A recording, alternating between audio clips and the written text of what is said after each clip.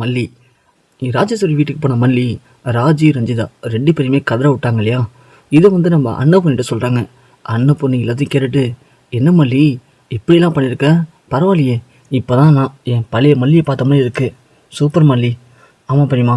அப்புறம் என்ன பெரியம்மா, நியாயமாக வேலைக்கு போய் உழைச்சி சம்பாதிக்கணும்னு நினைக்கிறேன், நியாயமாக முன்னேறணும்னு நினைக்கிறேன். ஆனால் அப்படி இருக்கும்போது அதை தடுக்க வந்தால் அப்புறம் வேறு என்ன பண்ண முடியும் பெரியம்மா? அதுதான் அவளுங்களுக்கு நான் யாருன்னு அவளுங்களுக்கு காட்டிகிட்டு வந்திருக்கேன். இதுதான் மாதிரி நானும் சொல்கிறேன்.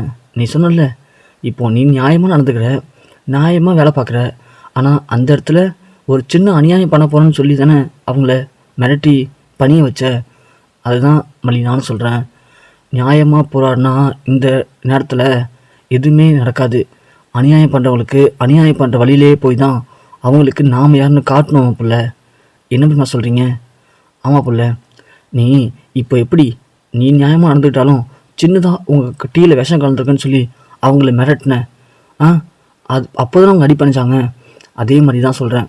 அவங்களுக்கு நம்மளை பற்றி தெரிய வைக்கணும் அப்படின்னா நாமளும் அவங்கள மாதிரியே கொஞ்சம் கிரிமினலாக யோசிக்கணும் புள்ள அப்படின்னு அன்னப்பொண்ணு யோசித்து ஒரு திட்டம் போட்டு கொடுக்குறாங்க. என்ன திட்டம் அப்படின்னா, நாம் இப்படியே இருந்தோன்னா நம்மளால் லாஸ்ட் வரைக்கும் முன்னேற முடியாது புள்ள. நீ என்ன பண்ணுற, நாளைக்கே இன்றைக்கி நைட்டே நீ அந்த ராஜி வீட்டுக்கு போகிற. ஏன் பெரியம்மா அங்கே போய் நான் என்ன பண்ணுறது? புள்ள நான் சொல்கிறது கேளு. நைட்டு அந்த வீட்டுக்கு போயிட்டு யாரும் இல்லை நேரமாக பார்த்து அவள் விஜய் தம்பிட்ட கழுத்தவன பத்திரம் வச்சிருப்பாள், அதை மட்டும் எடுத்து வந்துருப்புல. எடுத்து வந்துட்டானா அப்புறம் எல்லா சொல்லியும் முடிஞ்சிடும். அந்த ஒரு டாக்குமெண்ட் வச்சுன்னா உங்களுக்கு மிரட்டுறா, அப்படி தானே எல்லாத்தையும் சொத்தெல்லாம் எழுதி வாங்கியிருக்கா.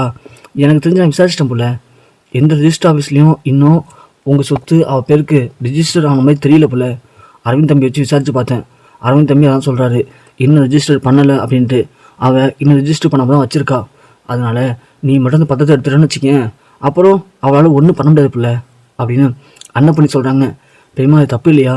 என்ன பிள்ளை எது தப்பு? நீ என்ன அவ காசை திருட போகிற, இல்லை அவசரத்தை திருட போறியா? பிள்ளை இது எல்லாமே உன் புருஷன் கஷ்டப்பட்டு வேர்வை சிந்தி சம்பாரிச்சு சொத்து பிள்ளை.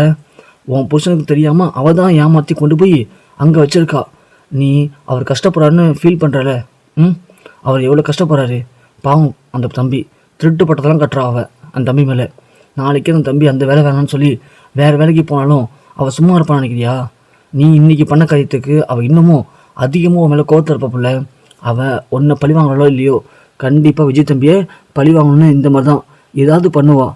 அவரும் பாவம் தானே பிள்ளை. அதனால தான் சொல்கிறேன், அவர் கஷ்டப்படாமல் இருக்கணும் அப்படின்னா நீ கண்டிப்பாக இதை பண்ணி தான் பிள்ளை ஆகணும். அன்னப்பொண்ணு சொன்ன வார்த்தை எல்லாமே மல்லிக்கு அப்படியே மனசில் ஓடுது. கரெக்டு தான். பாவம் விஜய் கஷ்டப்படுறத பார்க்கும்போது நமக்கே ரொம்ப பாவமாக இருக்குது.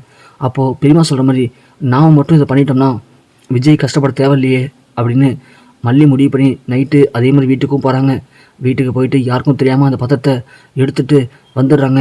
அதுக்கிடையில் ரஞ்சி ஒரு வாட்டி பார்க்குறாங்க. ஆனால் ரஞ்சி பார்க்கும்போது மல்லி மறைஞ்சிக்கிறாங்க. ஸோ ரஞ்சி ராஜி 2 பேரும் நல்லா தூங்கிடுறாங்க. அடுத்த நாள் காலையில் நம்ம மல்லியோடைய கல்யாண பரிசாக நம்ம விஜய்க்கு ட்ரீட்டாக அந்த பத்திரத்தை கொடுக்குறாங்க.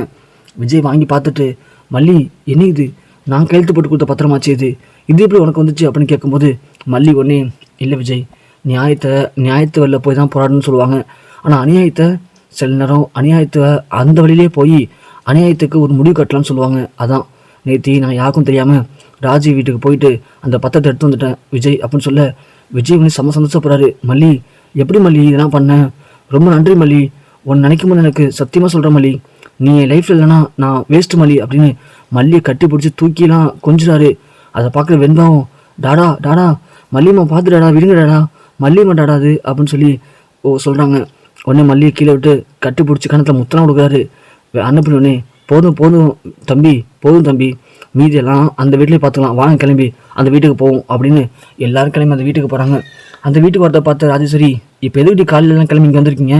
என்ன வேலை போச்சு, சோத்துக்கு வழி இல்லையா, சோறு வேணுமா, அதுக்குன்னு காலையிலே குடும்பமாக கிளம்பி வந்துடுவீங்களா, போய் எல்லாம் ஓரமாக உட்காருங்க போங்க அப்படின்னு சொல்ல, யாரை பார்த்துட்டு என்னடி சொன்னேன், ஓரமாக உட்காரணுமா, இங்கே பாரு இது எங்கள் வீடு, அதனால தான் நாங்கள் இங்கே வந்திருக்கோம், உனக்கு தானே இந்த வீட்டில் இருக்கிறதுக்கு கொஞ்சம் கூட தகுதியும் கிடையாது, ஒரு தாதரமும் இல்லாமல் நீ தான் இங்கே இருக்க, வெளியே படி போல அப்படின்னு மல்லி சொல்ல, என்ன மல்லி பழசில் மறந்து போச்சா, விஜய்கிட்ட இருந்தில்ல சுற்றி நான் எழுதி வாங்கிட்டேன், திரும்ப ஞாபகப்படுத்தணுமா, இங்கே பாடி நீ எழுதி கொடுத்த பத்திரம் தான் இருக்குது, இந்த பத்திரத்தை வச்சு இவ்வளோ ஆட்டம் போட்ட, விஜய் அதை கிழிச்சு தூக்கி அடிங்க விஜய் மூஞ்சி மல்லியே அப்படின்னு சொல்ல, விஜய் கிழிச்சு மூஞ்சி அடிக்கிறாரு. ராஜி உடனே செம கோப்புறாங்க. ஏய் மல்லி, நினச்ச மல்லி, நேற்று நைட் சத்தம் கேட்கும்போது நினச்சேன் நீ தான் இருப்பேன்னு சொல்லிட்டு ஒன்ன அப்படின்னு அடிக்க வராங்க. ராஜி அடிக்க அந்த கையை தடுத்து விஜய் பொலின்னு விடுறாரு. பொண்ணை அக்கா அக்கான்னா இவ்வளோ நாளாக பொறுமையாக போயிட்டு இருந்தேன், ஆனால் இதுக்கு மேலே உனக்கு மரியாதை கொடுக்கறதுல எந்த ஒரு அர்த்தமும் இல்லை, பொடி வெளியே அப்படின்னு ராஜி கழுத்தையும் ரஞ்சிதா கழுத்தையும் பிடிச்சி இழுத்து வெளியே தள்ளுறாரு நம்ம விஜய்.